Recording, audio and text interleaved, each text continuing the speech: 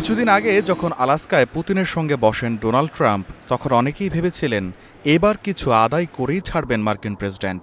কিন্তু নিজের চাওয়া থেকে এক চুলও না নড়ে ট্রাম্পকে অনেকটা শূন্য হাতে রেখে গেলেন পুতিন। এই বৈঠকের 3 দিনের মাথায় ইউক্রেনের প্রেসিডেন্ট জেলেনস্কির সঙ্গে বৈঠক করেন ট্রাম্প। আলোচনা করেন ইউরোপীয় নেতাদের সঙ্গেও। এরপর সময় ক্ষেপণ না করে ফের পুতিনকে ট্রাম্পের ফোন। 40 মিনিটের সেই ফোনালাপে ইউক্রেনের সঙ্গে শান্তি আলোচনায় বসার ডাক দিলেন মার্কিন প্রেসিডেন্ট। ট্রাম্প জানান, পুতিনের সঙ্গে ফোনালাপের পর সম্মেলনের প্রস্তুতি চলছে পুরো দমে। 4 বছর ধরে চলমান যুদ্ধের অবসান চান জানিয়ে তিনি বলেন, রাশিয়া ইউক্রেন যুদ্ধ বন্ধে কাজ করছেন ভাইস প্রেসিডেন্ট জেডি ভ্যান্স, পররাষ্ট্রমন্ত্রী মার্কো রুবিও এবং বিশেষ দূত স্টিভ উইটকফ।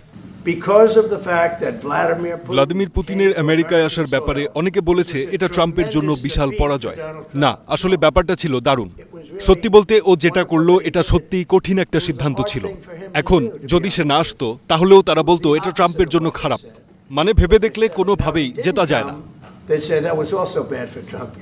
এদিকে জার্মান চ্যান্সেলর ফ্রিডরিখ মার্জ এবং ন্যাটো মহাসচিব মার্ক রুটেও আলাদাভাবে নিশ্চিত করেছেন দ্বিপাক্ষিক বৈঠকে অংশ নিতে রাজি হয়েছেন পুতিন, যদিও বৈঠকের স্থান ও তারিখ নির্ধারিত হয়নি এখনও।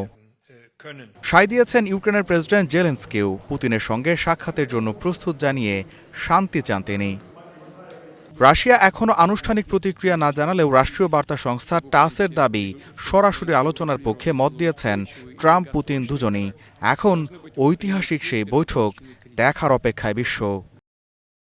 গোলাম কিবরিয়া, স্টার নিউজ।